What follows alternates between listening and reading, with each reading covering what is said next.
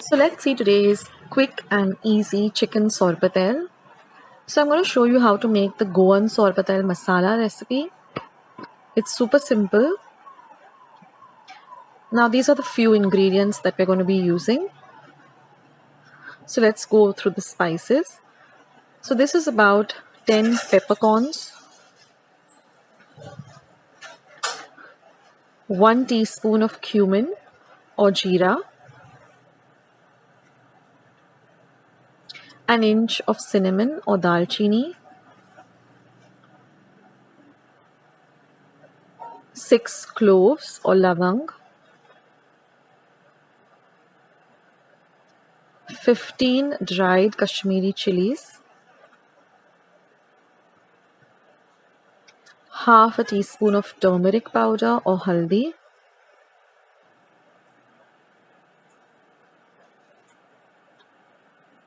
about 1 inch of ginger,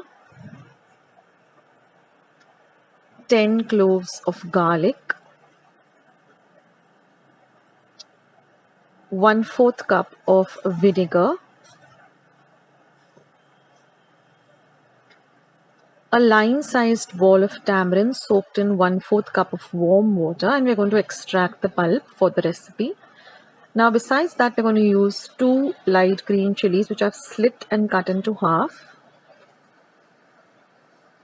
1 medium-sized onion chopped fine. Now we're going to grind all the ingredients except the green chilies, the onion and the tamarind pulp. Rest all of the ingredients are going to be ground in the white vinegar, or if you have Goa vinegar, you can use Goa vinegar. And I'm not going to add the turmeric powder into my mixer pot. I'll be adding it later, but if you want, you can add the turmeric into your mixer jar too at this point. Now we're going to grind this with only vinegar, and we're going to make this into a very fine paste. So this is the vinegar that I'm adding, and we're going to grind this to a very fine paste like this. So our Goan sorpatel masala paste is ready, and today I'm going to be making chicken sorpatel, which is really very easy and quick. And whenever you're craving for sorpatel and you don't want to go through the tedious process of cutting up the pork and boiling it, this is a super fast recipe and it tastes super delicious. So let's start with the recipe. Now here I'm heating about 1.5 tablespoons of oil in a pan. And what I've done is I've just taken about 250 grams of boneless chicken breast, fried it in a pan in oil, and then just chopped it up into small pieces. And whatever stock you get when you're frying that, use that for the recipe too. Now once my oil is nice and hot, I'm going to be adding the onion. And we're going to fry the onion really well till it becomes nice and translucent. Now once the onions are translucent, I'm going to add my masala paste. And we're going to fry this paste really well for almost 3 minutes. We want the paste to be really nicely fried. So now here I'm adding the turmeric powder or the haldi powder. You could add it also when you're grinding the paste. So now once everything is nicely mixed, you can see that the paste itself starts, oozing out some kind of oil. At this point, you're going to add the fried chicken cubes.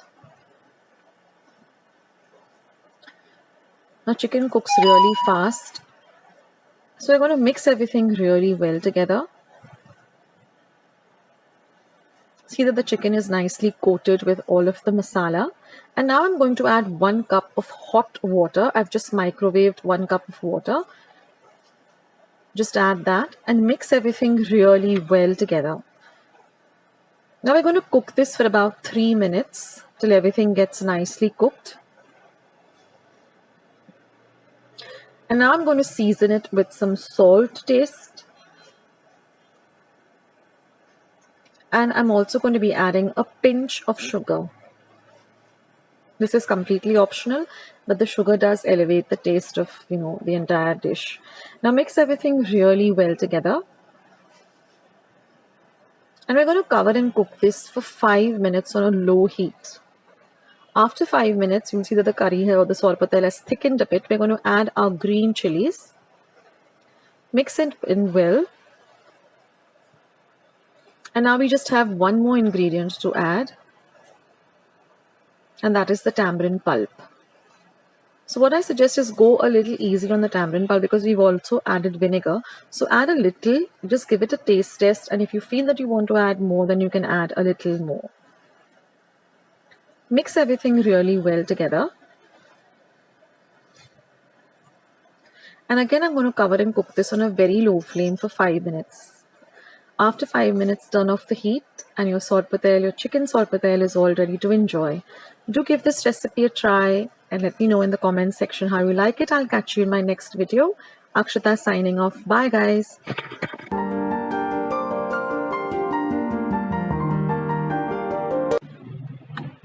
So friends, let's start with today's croquettes recipe. Now here I have about 18 peppercorns, 1 inch of cinnamon and 5 cloves. So these are our whole spices. I'm going to lightly roast them on my pan just for about 1 minute till you get the lovely aroma of these lovely whole spices. Then I'm going to grind them in my mortar and pestle. You could also grind them in your mixer pot to a very fine powder. Once that is done, just set it aside. Now we're going to use 2 medium-sized onions chopped fine, 1 tomato and 1 tablespoon of ginger garlic paste, and also 2 dried green chilies. I'm going to heat 1 tablespoon of oil in a pan, and I'm going to add the onions and fry them till they're nice and translucent. Once the onions are nice and fried, we're going to add our ginger garlic paste. So I've just taken about 1 inch of ginger and about 5 large cloves of garlic and ground them to a very fine paste. You can also use the ready-made ginger garlic paste. Next I'm going to add the light green chilies, which I've chopped fine. And then I'm going to add my 1 tomato, which I've chopped fine. So we're going to fry all of this really well. And now I'm going to cover this for about 1 minute and keep it on a low flame so that everything gets well incorporated. Now I'm going to be using 250 grams of mince as well as some salt to taste. So after about a minute, when everything is really nice and fried, we're going to add this finely ground powder that we prepared with the cinnamon, the cloves and the pepper. Mix it in well. And now we're going to add our mince. Now we're going to mix everything well with the mince, and we're going to fry the mince for at least 1 whole minute.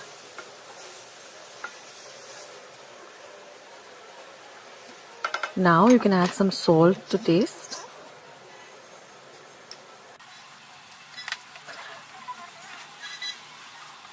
Fry everything well. Now I've taken 1 large potato, washed it, peeled it and just diced it into large cubes. Now after we've fried our mince well, we're going to add this potato. We're going to mix everything well, and now I'm going to cover and cook this till the potato is well cooked. So this takes about 2 minutes, and then you can just check whether your potato should be nice and soft and done. So that means your mixture is now ready. You can turn off the heat and let the mixture cool completely. Now we're going to transfer this to a mixer pot or a blender, and we're going to grind this to a very fine paste. Now I'm also going to be using some lemon juice. So I've taken the juice of 1 lemon and mix everything well, and again grind it to a very fine paste. Now we're going to transfer this paste to a large bowl. I'm also going to be using 1 egg. So I'm going to beat this egg well, and I'm going to add that to my mince. Now mix the egg also well with the mince mixture.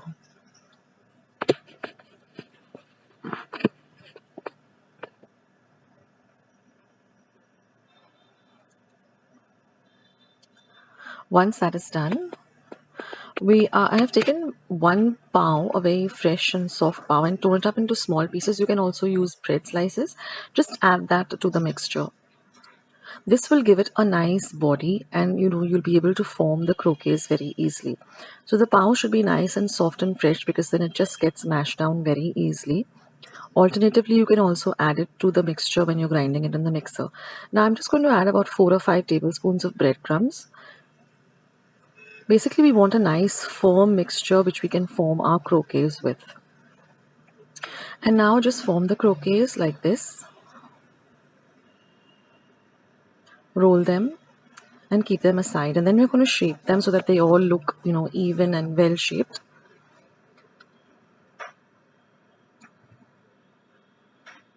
So first just roughly roll them in the breadcrumbs. And I learned this technique from my dad. But just take a nice long knife like this and just, shape them, like keep rolling them in this fashion and shape them very well. They should all look nice and even with no cracks and no, breaks in the croquettes. You can make them small, you can make them long or big, the choice is yours. And then again lightly roll them in the breadcrumbs and keep them aside. So in this way you can make your croquettes and you can even store them in an airtight container. They last for for about a week in an airtight container, refrigerated, and whenever you feel like you can just deep fry them.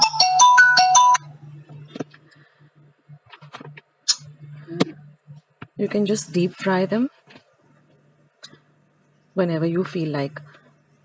So now I'm just going to deep fry them till they're nice and golden brown in color.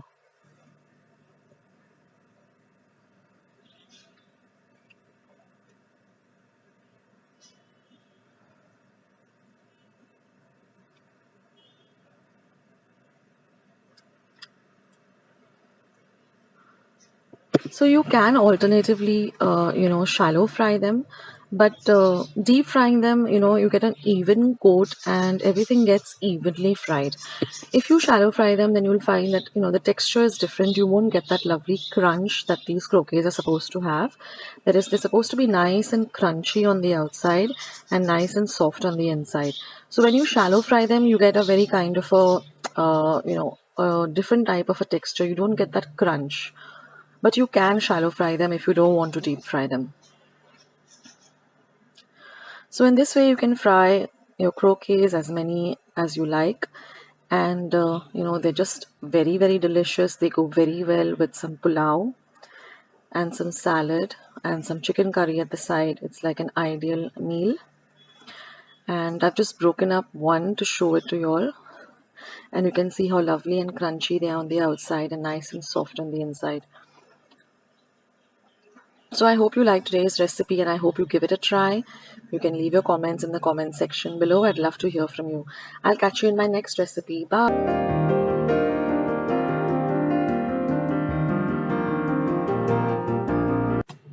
So here I've taken 1 cup of raw rice and washed it really well under water. And then I'm going to soak this rice overnight for at least 12 hours. This is very important that you soak the rice. Now after 12 hours, we are going to drain all the water from the rice. And then I'm going to put this into my mixer or blender pot. Now to that, I'm going to be adding 1 cup of freshly grated coconut, 2 teaspoons of sugar, and salt to taste. I'm also going to add first I'm going to mix everything really well, and I'm going to add 1/4 cup of water and grind this to a very thick paste. It should not be very runny, but a real thick paste, just like an idli paste. This is the consistency we're looking for. Now, in the meantime, I'm going to take 1/4 cup of lukewarm water and I'm going to add a teaspoon of sugar to it and mix the sugar in really well into this lukewarm water. The water should not be hot, but lukewarm. To that, I'm going to add 1 teaspoon of dry active yeast. And I'm going to just leave it without stirring it for about 15 minutes till it doubles in size. Now once the yeast doubles in size, it looks like this. We're just going to add it to our rice paste. We're going to mix it in really well, and then we are going to set this mixture aside for another 8 to 10 hours to ferment. So that's very important that it ferments. Now, once that is done, we're going to prepare our steamer, and we're also going to brush these molds that we have. They're just regular vatis. You get actual sanna molds, but I'm just using regular vatis that I have at home.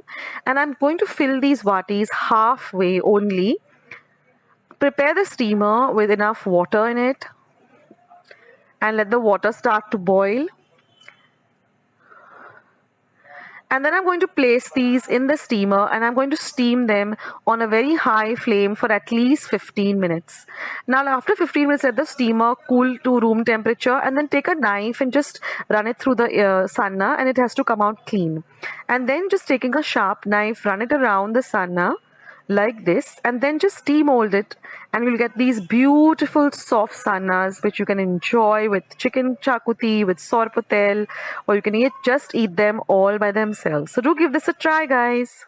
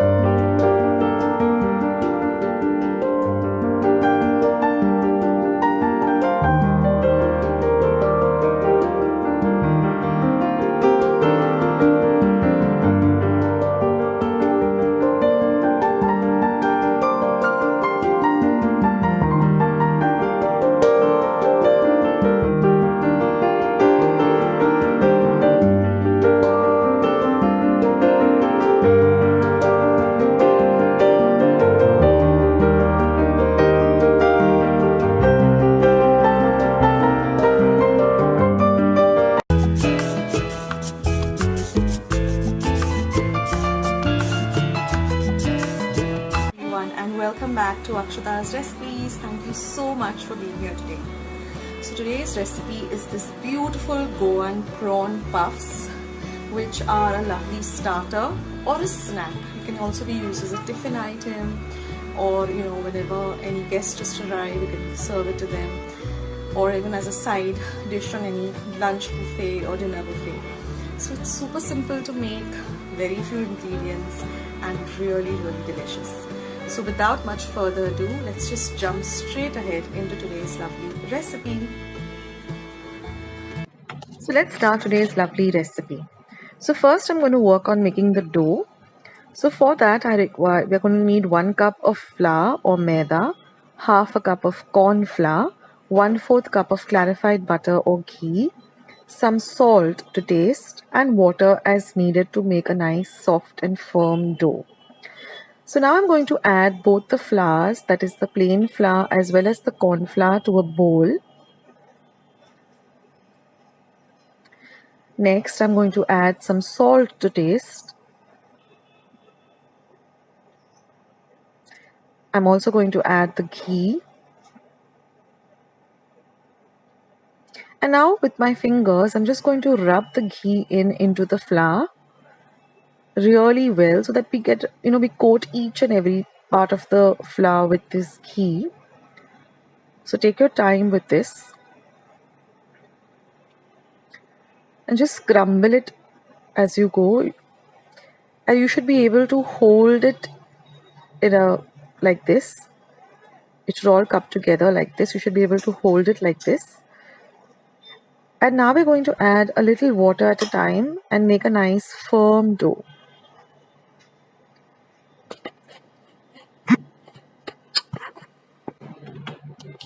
Now I used about I think 3 or 4 tablespoons of water, and once our dough is formed, we're just going to add a few drops of ghee, and again we're going to knead this dough really well. So take your time with this, about 4 to 5 minutes. Knead the dough, because we want the dough to be really nice and elastic and easy to work with. Also, the prawn puffs will come out really crispy and crunchy if you really knead the dough well.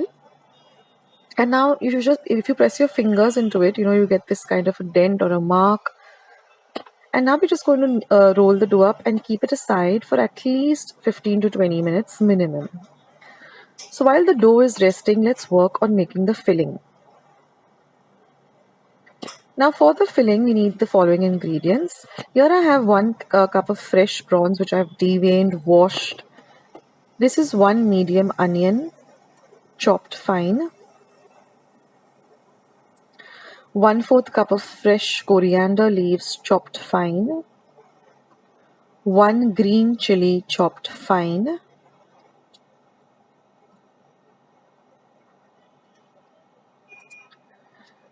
This is about 6 to 7 cloves of garlic, chopped fine. 1 inch of ginger, chopped fine.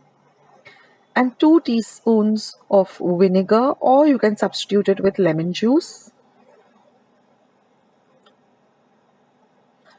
This is 1/4 teaspoon of turmeric powder or haldi powder, half a teaspoon of pepper powder or miri powder, and 4 to 5 fresh curry leaves that I've just chopped up fine.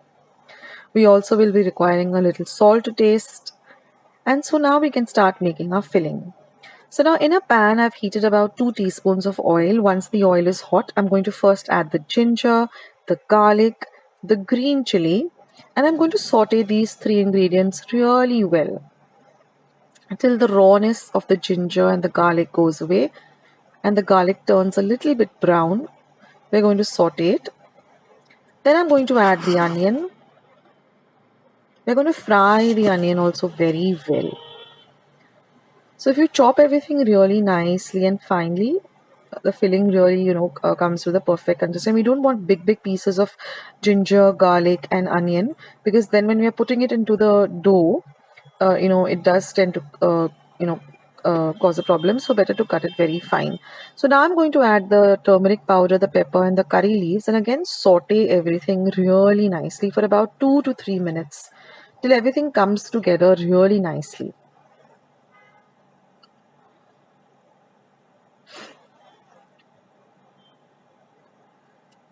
Now I'm going to add the prawns. Now if you want, you can even chop the prawns up into smaller bits.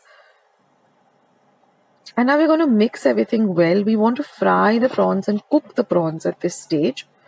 So we'll fry the prawns really well. Now I'm using medium-sized prawns, so I've cut them up into halves. You can also use the smaller prawns. And now when the prawns are cooked, they will actually curl up a bit and turn to a denser or a thicker white color. From a transparent color, they turn to a thicker whitish color. So we're going to saute all of this for 2 to 3 minutes. Now I'm just going to flavor it with some salt. Now I use Himalayan pink salt. It's good for health, and it is really nice to use. So I'm going to now add the chopped up coriander. Mix everything really well together. Turn off the heat after you add the coriander, after you mix everything well.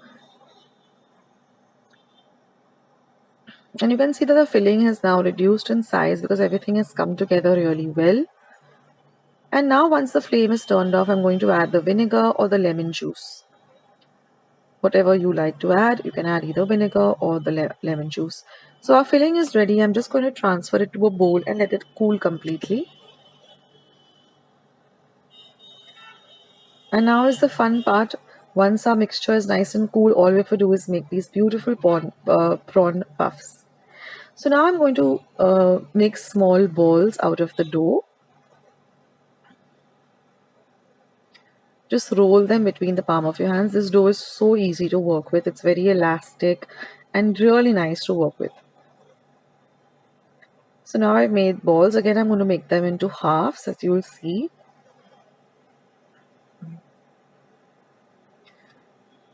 Then I'm going to apply a little bit of oil onto my rolling surface. I'm not going to add any flour, because then when you're frying it, the flour gets into the oil and becomes a big mess.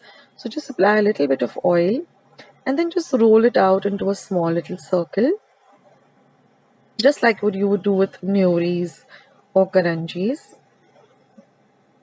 And then I'm just going to place a little bit of the fillings here, a teaspoon roughly. Don't overfill it and don't underfill it either. And then I'm just going to fold it over like this. Seal the edges by pressing it down. Then I'm just going to pick it up, press the edges, and then just seal them by making this particular pattern. Now I'm doing it this way because I find that the puffs get really well sealed and there's no chance of the filling coming out. But otherwise you can also cut them like you would with a nori or a karanchi using a cutter.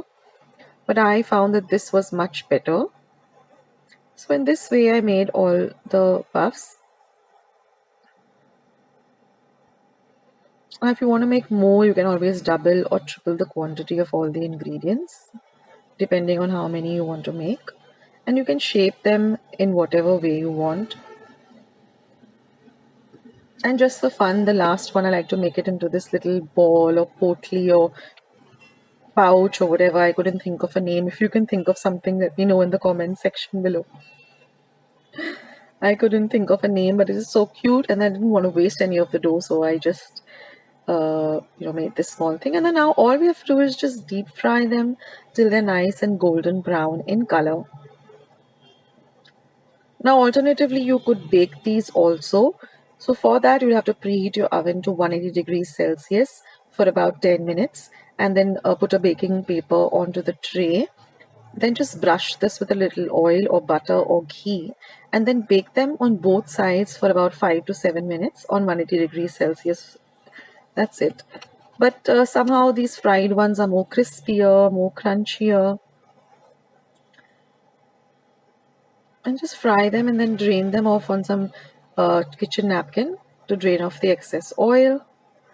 And that's it, guys. These amazing prawn puffs are all ready.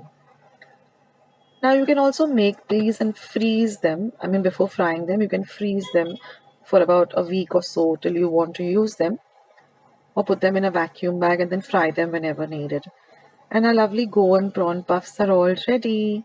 I can't wait to dig into them. Just dip them into some ketchup or any sauce of your choice. And this is how it is inside. The filling is nice and crispy, almost like a puff pastry. So make this, guys, and let me know.